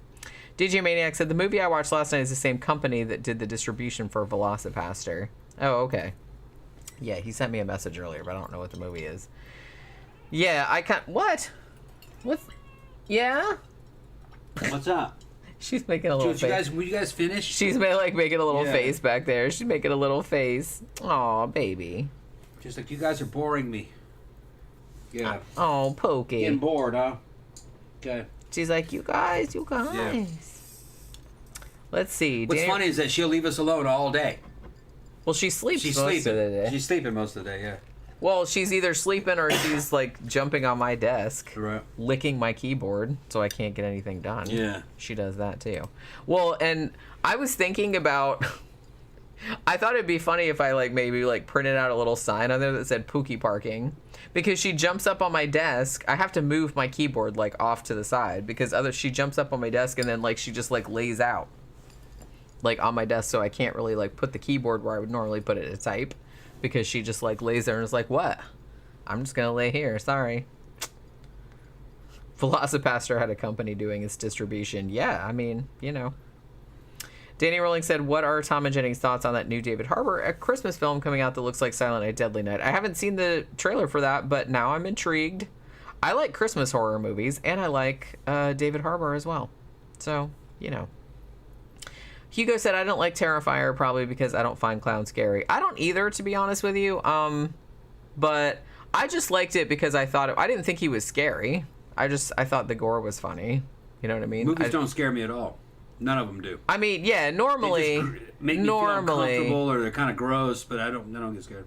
Yeah, normally I don't get scared by them. Like, yeah. So, in a way, like, it's always kind of, like, epic when that does happen. Like, when something does scare me or give me a nightmare or something like that, I'm like, woo, you did your job. Because it takes a lot, like, to do that. But that's not necessarily, like, always why I watch them. You know what I mean? Like, if something's just gory, that's not going to scare me. And clowns don't scare me. So, I was saying this before because I kind of feel like there was, especially after, It Chapter 1 came out, like with Pennywise and everything, but I feel like it was kind of a trend even before that because of all those urban legends, like about all those people dressing up like clowns and standing around being creepy or whatever. And I kind of feel like there was kind of a moment longer than a moment, where everyone was like, ooh, scary clowns and everything like that. I mean, isn't there a word for it, like coulrophobia or whatever it is? Mm-hmm. And I was just kind of like, I get why some people think clowns are scary. You know what I mean? I get that, because it's like, yeah, it's a person, but they have makeup on, you can't really, and they look like they're smiling. It's like, yeah, I get that. But I don't know, to me, they're just not that scary. So I kind of feel like any movie that's going to have that as your villain, because I feel like there was a million. There's not as many as was the shark movies, that's for sure. Did somebody do Clown Shark? They must have. They've done Shark everything else. I kind of feel like they should have combined Clown and Shark. But I don't know. Any movie that has like a clown as your antagonist is usually not good. But I did like Terrifier. Oh, the one movie that we did like, that was just called Clown. Do you remember that movie? Yeah, it was a good movie. Yeah, you remember. Yeah. I really liked that movie. It's just called Clown. I think it came out 2014, 15, 16, somewhere around there. Where he puts the clown outfit on, like, to entertain at his son's birthday party or whatever, and then he can't get it off because it's not actually a clown costume. It's like the skin of like a clown demon. And clown with a W and like with an umlaut and shit. Yeah. And it's a Nordic fucking multiple demonic monster. Children get eaten. Yeah. It's pretty epic. I mean, it's like, I really, really liked that movie. The clown, the outfit started to stick to him, and then it grew into him, and it started to modify him. It took over. Kind of like the Venom thing from fucking Spider-Man. It's like that. Yeah, like it's at first like he can't get he couldn't get it off, the nose off, and he couldn't get the hair off, and he's like trying to pull it off. And he turned into what looked like an evil fucking clown. And so it was like body horror. It was eating children and shit. Yeah. It was pretty awesome, and like took over. And like then the big there was big climax that happened like in a Chuck E. Cheese or a Chuck E. Cheese ish restaurant. But I don't know. Yeah, there was something about that one I really liked because it was well made. It was well written. Yeah, and like the characters, like the guy was sympathetic because he wasn't an evil. He was just like a schlubby dad who was just trying to do something nice for his kids, and then he ended up like in this horrible situation. Here's the thing: what makes or breaks a movie is not special effects or all this or the fucking stars or the budget, all the fucking mistakes that the Hollywood fucking studio system makes. That's not what makes or breaks a movie. It's the writing. It's the writing and fuck what the script was. That's your foundation. Yeah, and if the writing and your characters. Well, that's all part of the writing. Fucking if that is not done right, you'll never have a movie. You can have a Velocipaster was made with nothing. The writing was fucking great. That's why that movie stood out. The writing was perfect for what it was they were working with. And I kind of feel like the clown was like that too. The writing was really good. Because normally I wouldn't like even watch a movie because there's so many that's like, ooh, evil clown. I mean, there's go on Tubi seriously and put clown in the search bar. You'll be amazed at how many fucking horror movies come up with that shit. So it's like not normally something I would watch, but we just ended up watching it. I think it was actually on Netflix for a little while. I think we might have seen it on there. But it's like, the writing was good. The characters were good. The guy was sympathetic. Yeah. It was like a good story behind it. And that all goes to fucking writing. Yeah. Writing. If you don't have a good writer, you don't have anything. I mean, well, that's kind of your foundation. You're right, yeah. The script you can be have tight. I mean, shit, man. I've seen movies that cost like $200 million to make and had like big actors in them and stuff like that were fine, but I didn't remember them like afterward because it just didn't resonate with me. And you don't even need a great director. As long as the director sticks to a great script, fucking, and he shoots the script, fucking, and the story comes across, then the script is great. You got a great movie. Yeah. But having a good fucking director helps. Oh yeah. It helps a lot because they can steer the ship in a certain direction, and they can give it a certain like aesthetic and a certain look and a certain like style. And then the edit is fucking critical too. You need to have. I also feel like editing is very underrated. Yeah. Same thing with fucking sound. You got to have fucking that too, especially in horror. Yeah, the score. Yeah, sound. Well, sound design and score is like a huge component. I mean, it is in all movies, but I kind of feel like in horror especially. Sound is like really, really, really important. Yeah. Then Velocipaster had a shitty score, but it fucking was great. It was epic because it fit the movie. They knew what they were doing. Yeah, everything about that, like even though the movie looked like it was made for like about $5. Yep. But you got the sense that everybody that worked on it, they knew what they were doing. One, they knew what they were doing, and two, this was like a labor of love, like a project that they were all like really passionate about. And I think that really came across. Like I said, that genuineness, that earnestness, it really did come across. They weren't just like making some dumb knockoff. It's like, hey, let's make a stupid movie. You know what I mean? Which I kind of feel like that happens a lot, especially nowadays because it's so much easier to get your movie to a wider audience, which, like I said, I think that's a good thing. But you're going to get a lot of like shitty product in that thing too. And it's like, that's why and I hate to like keep picking on the people that made Ouija Shark, but that's kind of like the difference between, because we watched those like right around the same time. That's the big difference between Velocipaster and Ouija Shark. To me, it seemed like Velocipaster, they were just kind of like, one, they came up with it's a great concept. Yeah. They were really good at like marketing it. Like the poster's great. Like everything about it's great. It's just like a great script. It was a great idea. They understood the audience and the culture of the audience, because there's all these cultural references if you grew up in our generation. to video games and fucking ninjas and fucking karate and fucking dinosaurs and just crazy shit. But they understood the audience. It seemed a lot more informed, a lot more culturally informed. Yeah. Whereas, like, something like Ouija Shark, well, not a terrible film, but you could tell that they were just like, hey, Ouija boards are big and sharks are big. Let's combine that. Won't that be hilarious? And that was probably as far as they thought about it. It wasn't hilarious. It wasn't really. And they had cute girls in there. They knew that would be a draw, but there wasn't a script there to make you care about any of these. There was not enough story there to make that work. Yeah. That was the difference. I mean, that concept, you could do something. Well, I believe you can do something with pretty much any concept if you know what you're doing, no matter how dumb it sounds. In the right hands, the shit could work. Yeah, it didn't work in his hands, though. But if all you have is, like, kind of a slightly funny sounding concept, like, oh, let's make, like, a ghost shark that is drawn by a Ouija board. Like, yeah, that's kind of funny. You could do something with that, but I kind of feel like that's as far as it went. They're like, hey, that's a funny concept, and then they're like, now just do it. Like, they didn't really think of it, like, anywhere past that point. Right. So it didn't really, like, work. Right. It wasn't as funny as it should have been. I mean, that shit should have been hilarious. Right. And that goes, but it wasn't. That goes back to fucking Turbo Kid. Turbo Kid was very culturally informed. The writing was really good, but the budget was a lot higher than the other two. And you can see it. It's still an enjoyable movie. It's a superhero movie happening in a post-apocalyptic world. So there's all kinds of fucking references, all kinds of tie-ins with, say, like Mad Max, fucking Fallout, the Fallout video game series, fucking what is it? Fucking Adventures in the Forbidden Zone, or Metal Storm, Adventures in the Forbidden Zone. I think it was Metal Storm. That's what it was. Because you had fucking what's his name in it? What was that? Ironside. Michael Ironside's in it. It's just he's good in everything. Yeah, it's just there's a lot of good.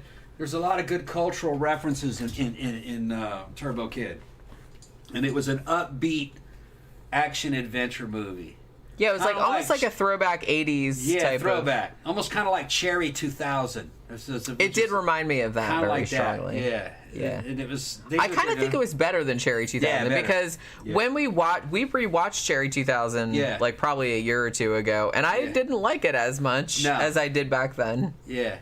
It was better than Cherry 2000. But remember, Cherry 2000 was not working from a culturally informed space either because it had not yet become retro. Right. So it couldn't refer to itself. Ooh, that's deep down. You know what I'm talking about? Yeah. If you were to remake Cherry 2000, you could do it a lot better now. Yeah, why hasn't anybody done that? Yeah, I would have remade that. Is somebody working on that right now? There's a lot of good shit in there in Cherry 2000 that could remake that and be, because I like the original Cherry 2000, but it's not. It's a little bit. I mean, it's kind of like drags in places. It's a little bit boring, like in some places.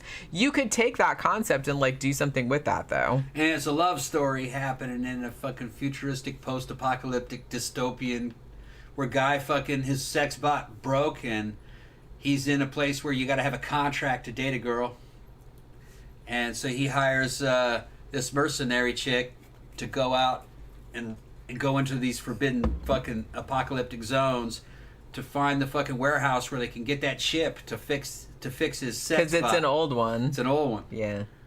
Like I said, that's a great concept. That's a great concept. And what was what was that actress's name that played the? Oh shit, man. The name of his fucking robot. It was a model Cherry 2000. Is what it was called. It was a little yuppie chick. But my brother's punk band was called Cherry 2000 for a time back in the day, back in the 90s.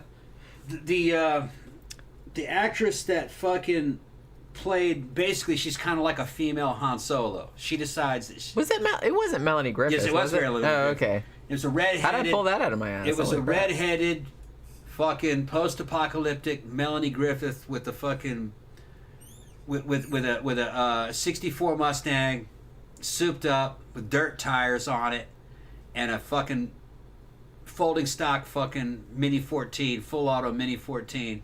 Was it ACR 556? I think is what the name of it. Which I had one lot like that. It wasn't stainless though. She had that. It was suppressed.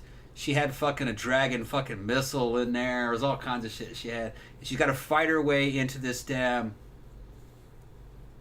post-apocalyptic forbidden zone to go get this fucking robot part. And there's fucking cults. For a sex bot. But he loved her though. Yeah. He loved that bot, and they didn't make that model anymore. Right. And she was special to him. So. He's going along with Melanie Griffith, and he's fucking to try to fucking to revive his dream girl. But it turns out fucking Melanie Griffith's the dream girl all along. Sure. You know, he didn't see it though. You know, it's just funny. You know. Which was a very common theme in movies back then. Yeah. Like guy hooks up with like some girl who initially seems kind of like rough and blah blah blah. Yeah. Like looking for this other chick, like I'm gonna hire this one chick to help me look for this like hot chick that I really like, but he's like, oh, I guess I like this girl. Yeah, I think that is eventually resolved because they leave Cherry behind. Yeah, because she overweighed the airplane. And he goes, Cherry, go get me a Coke. And she goes, okay, and runs off, and they fucking leave in the airplane. Richard Brown says New Cherry 2000 with Dakota Johnson. Now, are they really making that, or is that just your dream That's casting? his fantasy. Because actually, she would probably be a good Cherry 2000. I kind of feel like. Now, Melanie Griffith was great in that movie.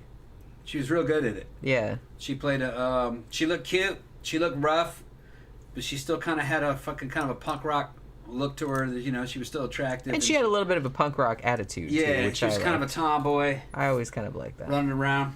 She was kind of like Boy and His Dog. Don Johnson. Yeah, that's a very female similar version of Boy and His Dog. Yeah, that's real very close. Similar. Pacific Heights, Danny Rowling brought that up. We should probably review that movie too, because I really like that movie. And I keep people keep bringing it up, and I'm just like, oh yeah, we need to rewatch that because I really like that. Because that's a really, I loved all those fucking I've been wanting to do single white female for a long time, but I put it in the poll a couple times, but it never wins. You know what I mean? Which is kind of a bummer, because shit, man, not often you get to see a dude killed with a high-heeled shoe. You know what I'm saying? I'm into it. Danny Rowling said Michael Ironside is doing Hallmark movies now. Is he really? No shit. Like, wait. Poor Michael Ironside. I mean, it's work. You can't shit on him too much. Trying to work. I mean, how many movies do Hallmark make? Probably a shit ton of them. Because it seems like there's always a new one. Yeah. Especially around Christmas, they make like a fuck ton of Christmas movies. I don't know if they make ones for other holidays too, but it seems like whenever I watch something on like Tubi or Hulu or something that has like commercials, like a lot of times you'll see commercials for the Hallmark Christmas movies and the Lifetime Christmas movies. I don't know if they make movies about other holidays, but let's see. Y'all should review Copycat too. Yeah, I've been wanting to do that one too. Because I think I put that one in the poll at least once, maybe twice, and that didn't win either.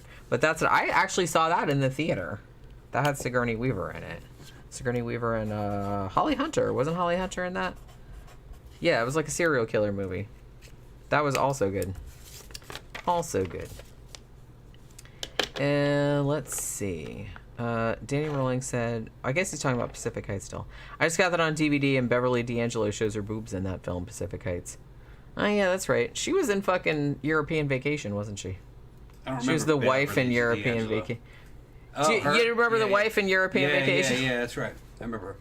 That's who that is. She was in all the movies. She was in a bunch of stuff, too. But, I mean, that's what I mostly remember her from. She was in all the Vacation movies, right?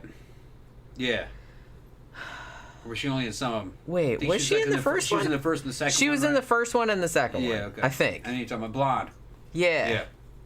I think she was in just the one that was just called Vacation, and then the one that was European Vacation. Yeah. I remember European Vacation the most because that was like on fucking HBO or Cinemax like all the time, and I probably saw it like 200 times like in the 80s. Richard Brown, Hallmark's A Scanner at Christmas with Michael Ironside. I would watch that, not gonna lie. He's gonna be sitting around the Christmas tree like blowing people's heads up. Somebody make that movie. Jeffy Hart said it's so obvious that Hallmark movies are produced in Canada. I recognize 80% of the actors from Stargate SG-1 and The Outer Limits. Yeah, I kind of feel like a lot of movies, particularly ones that are supposed to be set in New York, they usually film them in Toronto, do they not? Because it's like cheaper. I mean, it's cheaper to get like it's almost impossible to film in New York nowadays because it's like too expensive, and it's like, well, they don't want you like, you know, getting in the way of all the shit. So Danny Rowling said there's a Thriller 4-pack DVD that comes with Pacific Heights, Copycat, The Crush, and Diabolique, the 90s version. You know, I actually might have to invest in that because those are all good movies. I haven't seen... I just recently did a review on the original Diabolique from the 60s. 60s, right? Yeah. But I'd be interested to, like, rewatch. I think I saw the 90s one, but I don't really remember that much about it. Because that was Sharon Stone, right? And wasn't... was Isabella Johnny in that, I want to say? I'm trying to remember the poster. It's been a while since I've seen that. And The Crush, that was what's-her-face that was in Batman and Robin, right? Alicia Silverstone? Wasn't she in The Crush? Always. Hallmark always uses the same exact gazebo. The only reason I know, like I said, the only reason that I know, like, some of these movies, especially, like, the more recent ones, is because of Nick DeRamio's channel. Because he really likes to review, like, lately he's been doing, like, a lot of... well, he did, like, some shitty Tubi horror movies, like, for Halloween, which were, like, really funny. But he also does, like, a lot of, like, shitty Christian movies. But when he's not doing that, he really likes either weird Disney films from the 90s or Lifetime or Hallmark movies that are, like, super cheesy. And so I always like to watch those. Like, he just, like, picks them apart, and they're so funny. Do you like Darren Aronofsky? Yes, I do, very much. Tom actually really, really likes Noah. He hasn't seen a lot of Darren Aronofsky's other movies.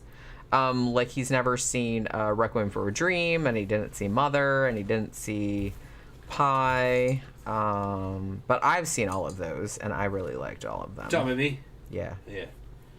You would probably like Requiem for a Dream, even though it's depressing as fuck. Sounds familiar. Not sure about Pi. I really liked Pi, but I mean, that one's kind of like, that was one of his earlier films, so it's like really surreal. Not sure if you'd like Mother or not. I really dug it, but... Who's the director? Darren Aronofsky. Oh, Aronofsky. Guy that did Noah. Yeah. Yeah, I like Noah a lot. Yeah. You might like Mother as well. I did a review of it not too long ago, and I was trying to decide. I couldn't decide if you would have liked it or not. It's also kind of like a biblical allegory, but it's like batshit insane. You know? Yeah. So you might dig it. I'm not really sure. Yeah, Alicia Silverstone and Carrie Elwes. Oh, I forgot Carrie Elwes was in that. Okay. I remembered Alicia Silverstone was in it, but I didn't remember that Carrie Elwes was in it.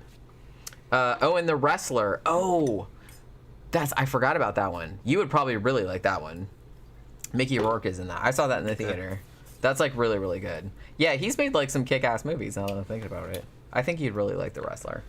It's, like, that's also kind of sad, but it's also, like, a really good movie. All right. Well, you look like you're... Yeah, it's about time. Oh, and Black Swan, yeah. I still haven't done Black Swan. We have that. We own that. I do. I bought it. Yeah. That was Aronofsky? Yeah. Okay. We have it. I might do that at some point, too, because I really like that movie. Yeah. But, all right. So, you want to go out tonight, so... Yeah, I have to cook for us. You're kind of getting... You have to cook for us. Antsy. And then I got to change. And you have... Well, yeah, I got to change. I guess I don't have time to, like, redo makeup, but I can redo outfit, okay. I guess. All right.